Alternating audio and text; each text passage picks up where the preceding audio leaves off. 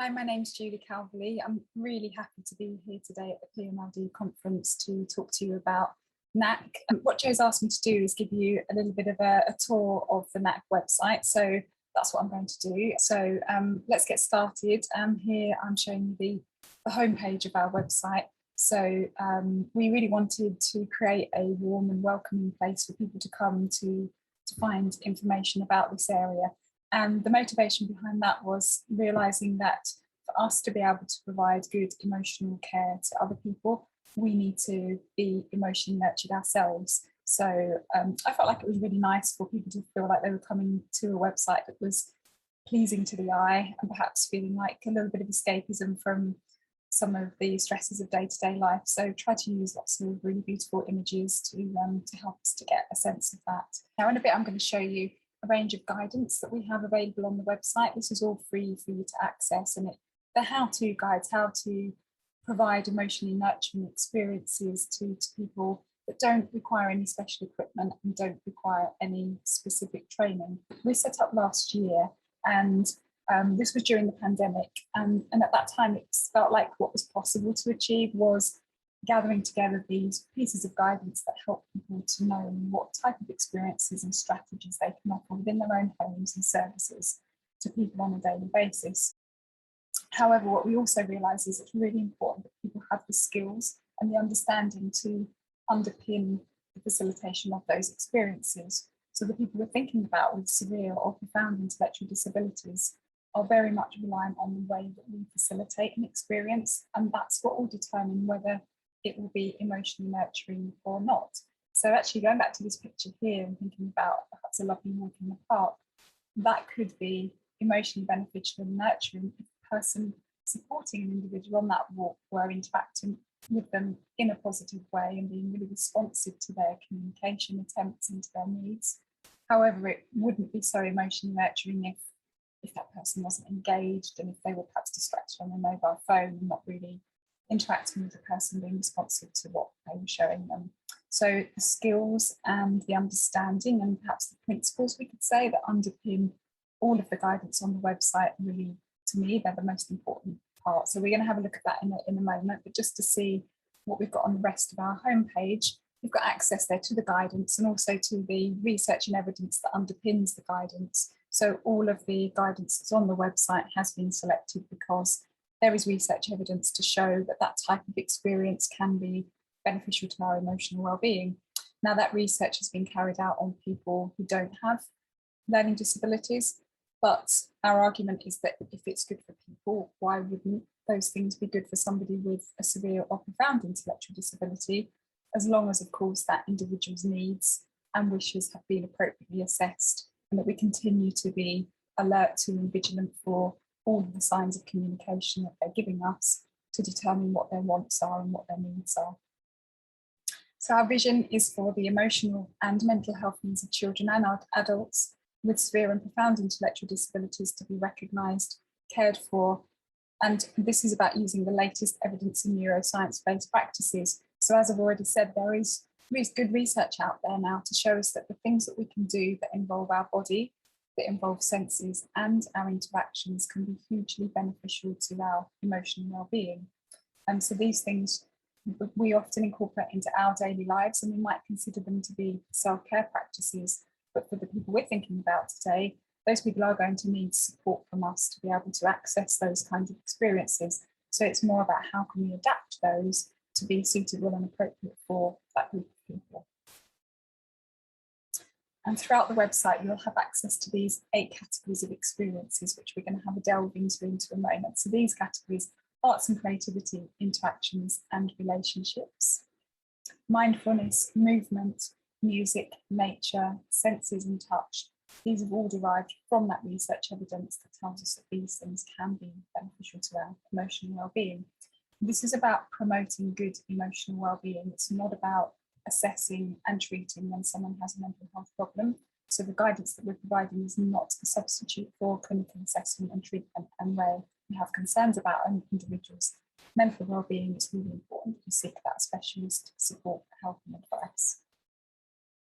And the guidance that we provide on the website is suitable really for anybody who is supporting somebody with a severe or profound intellectual disability, but also others who may support groups of people who use other means than words to communicate. So this is taking practices that are good for our emotional well-being and adapting them so that they're suitable for people who don't use words to communicate. So this might also include people with brain injury and people with dementia. And our guidance can be used by family members and carers, education staff, people in social care settings, healthcare settings, and therapists. Like I say, anybody who has a role to play in the day-to-day care of somebody with a severe or profound intellectual disability, or somebody who uses other means than words to communicate. So let's have a look at, I will go on to show you the guidance and have a little delve into some of those categories, but as I mentioned, the most important thing for me on our website is this area here, the principles underpinning all guidance. And you'll see throughout the website, this pink box pops up all over the place. And that's to remind you to just check back and have a look at this page and make sure that those things are covered and supported in your own practice and by your team's practice.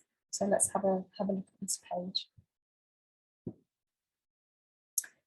So some really important principles here that underpin the use of all of our guidance. And the first here you'll see is we talk about use of consent and understanding informed consent and a recognition that for people with severe or profound intellectual disabilities, gaining informed consent to participate in the experiences that we're offering might not be possible.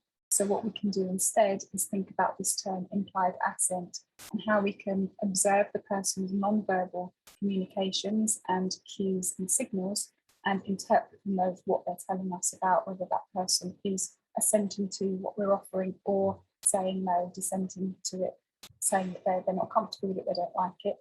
In that case, we really need to be responsive to that, stop what we're doing or change what we're doing to ensure that it's suitable and that the person's happy with what we're offering. There's a whole section there that explains that and gives you some pointers on how you might be able to ascertain whether someone is approving of what you're offering, and that needs to be done experientially. So it's about them having a go, trying it, being exposed to it, but us really staying vigilant to all their signs and signals and cues that are telling us, yes, they're happy with it, no, they're not happy with it, in which case we do things differently. There's also some information here about how we might observe, assess and record the impact and outcomes of what we're offering. And you'll also see within each piece of individual guidance, each experience, there's some ideas and prompts there for the kinds of things that you might consider and look for to be able to observe, assess and record for what those impacts and outcomes might be. There's a little section here. I was really keen to put this in because this has come to light a lot recently, thinking about what do we actually mean by emotional well-being and making sure that we understand this concept in its entirety and not be too oversimplistic with it. It could be easy to think about emotional well-being as being something about making people happy and providing them with joyful and pleasurable experiences. And I believe, yes, that's absolutely a part of emotional well-being, but actually we need to look more broadly at what emotional well-being is about and recognise that all emotions are there for a reason. We experience all emotions, whether they're good or bad, for very often good reason. And therefore to make sure that we incorporate that into our definition and understanding so that people have proper opportunity to be able to authentically experience all of their feelings, including those that we might find more difficult, and also to be able to express those feelings and share them with others. So if someone's sad and crying, for example, that's an absolutely kind of normal reaction to many things that take place in our life, and ensuring that that person is able to express that and be responded to know that it's okay to feel that way and that we actually validate that emotion and that feeling and support that person to process that emotion before just trying to kind of move them away from that emotion and get them perhaps to feel happier, which really will result potentially in that person just internalizing those more difficult emotions and feeling like they're not able to express those or even have them. So really making sure that we allow people to authentically experience and express all emotions, including things like distress, anger, fear, anxiety, because they're all part of being human, and being able to experience and express them in safe ways and supported ways is all part of having good emotional well-being.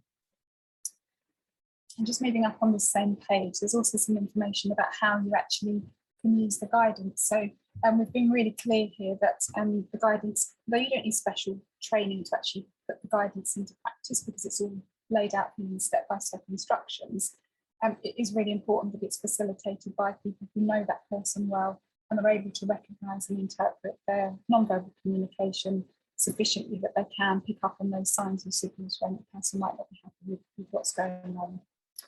There's also information here about how you can create these collections of guidance. So you can set up a free account on the website, and this will enable you to develop 8 collections for 8 different individuals that you might be supporting. If you're only supporting one person, you can just create one collection. We're going to have a look at that in a little while, but just to let you know that there's some guidance in here about how to actually use the guidance. So do have a look at this really important principles underpinning page.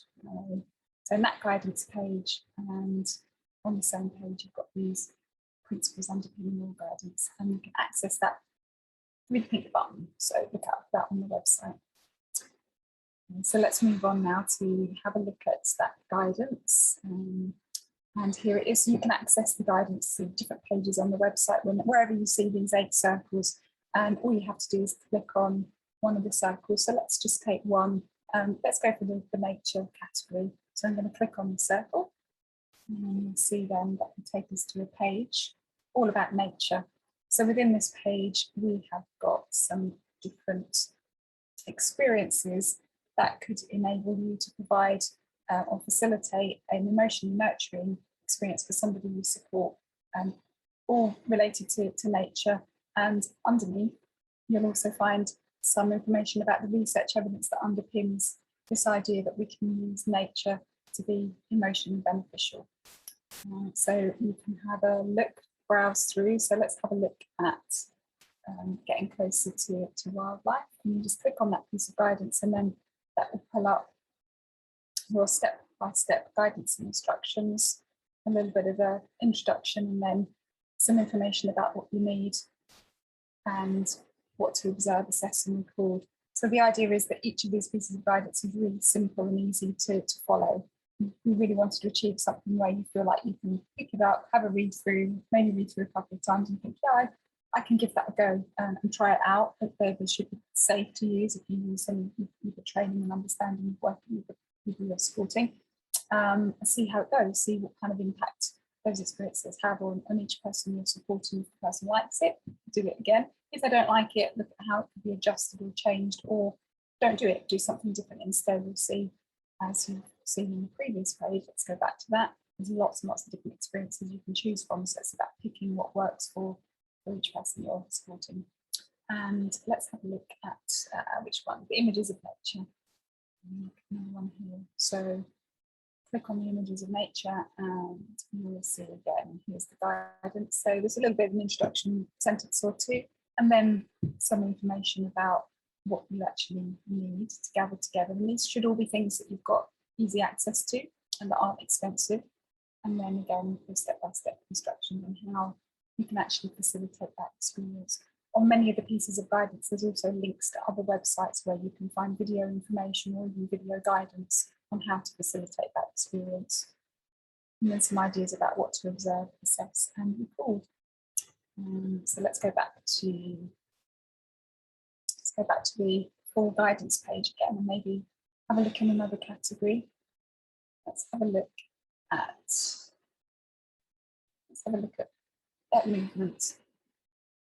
So I clicked on the movement category, and here again you'll find a variety of experiences that use movement to promote emotional well-being, and underneath some ideas and information about the research evidence that underpins this. Some quotes. So helpful when you're thinking about needing to be able to show to perhaps the organisation you're working for why you're doing what you're doing. There's a lot of information here that really helps to provide that evidence base for the practices that you're using within your services. Stuff about the health benefits of movement, not just about the body, but also how our mind-body is so intrinsically linked that what we do with our body really has a massive impact on our emotions. So for people who aren't using words to communicate, this provides a really good opportunity for us to support them with their emotional well-being, because there's things we can do that involve the body and how people experience their bodies that can really benefit their emotional and mental well-being. And that involves things like movement, but also posture and how we're positioned, can have a really profound impact on how we feel in ourselves.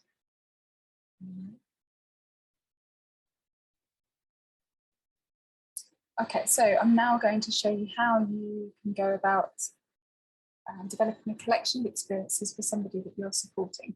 So you'll have already set up an account, and that's really easy to do. You just need your email and your name. You don't need to include the name of the person you're supporting, so that doesn't need to be in there at all. I'm going to go to collections, and you'll see here that I've already created 2 collections for 2 different people. Rather than put names in them, you just need to choose either a picture or you can choose a colour to identify that particular collection.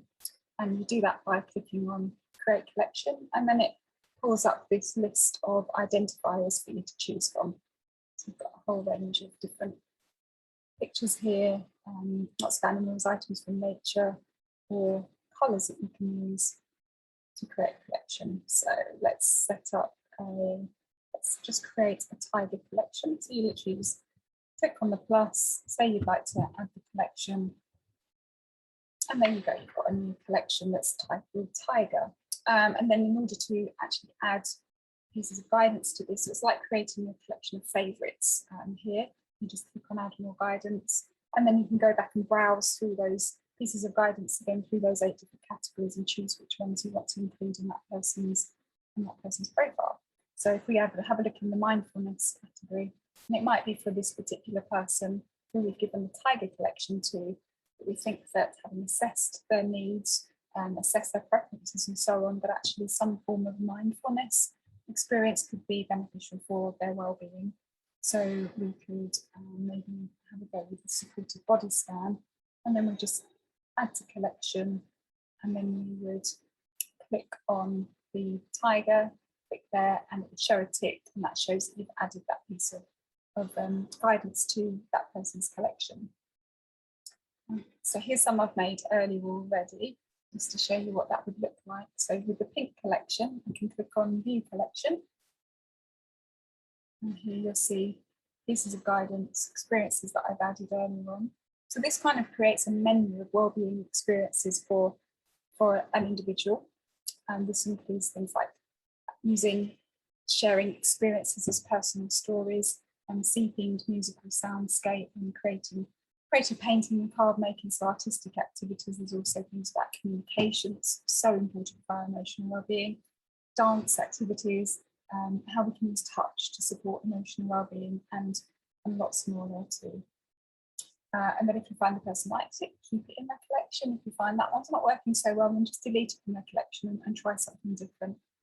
Drawing upon an idea that I think we all have a range of things that we do to support our emotional well-being on a daily basis, but the people we support are reliant on us to provide that for them. So these are things that I might integrate into my daily life when I go for a walk in nature. I don't necessarily consciously think about that as supporting my emotional well-being, but it absolutely does. With the people we're supporting, we need to ensure that that they do get access to those kinds of experiences too.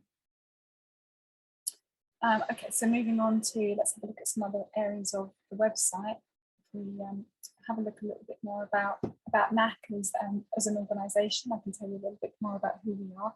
As I said earlier, we're a community interest company. We're called Knack, which stands for Non-Verbal Affective Care.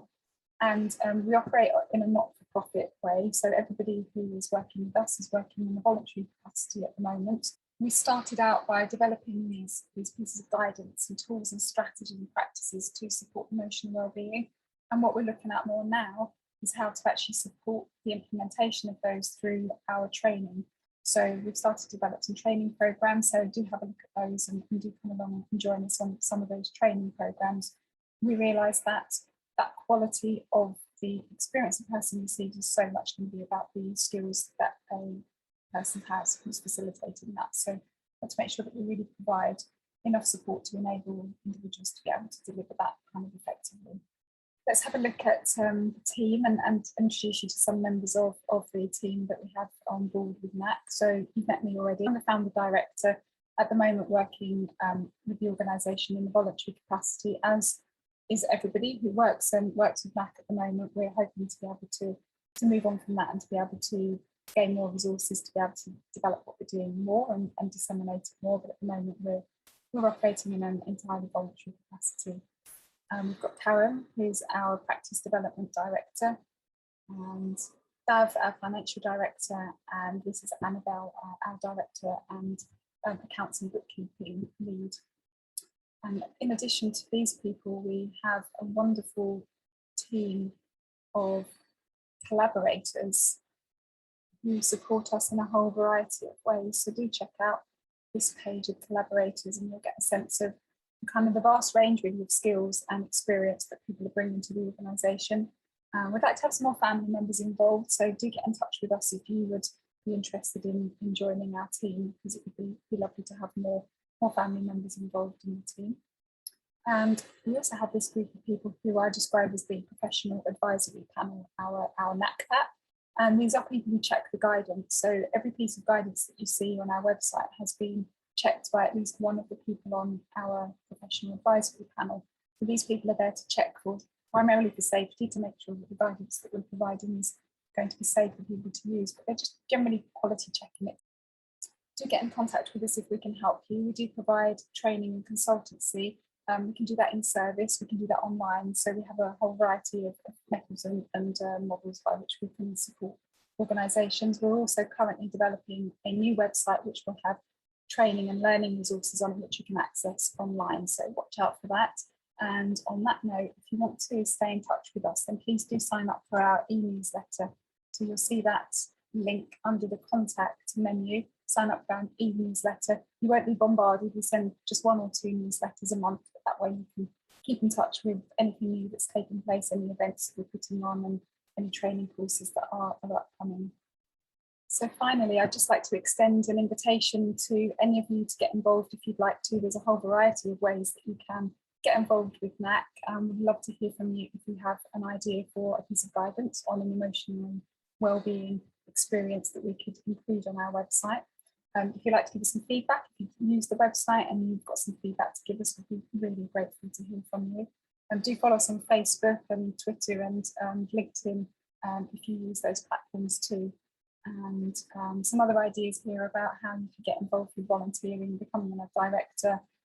Lots and lots of research projects need to be carried out on this work to further our understanding of what we're doing too. So you just need to go to the top here and click on contact, and then you will find a contact page and your email will come directly to me. I'll be delighted to hear from you if there's anything we can do to help, or indeed if you would like to get involved and help us too.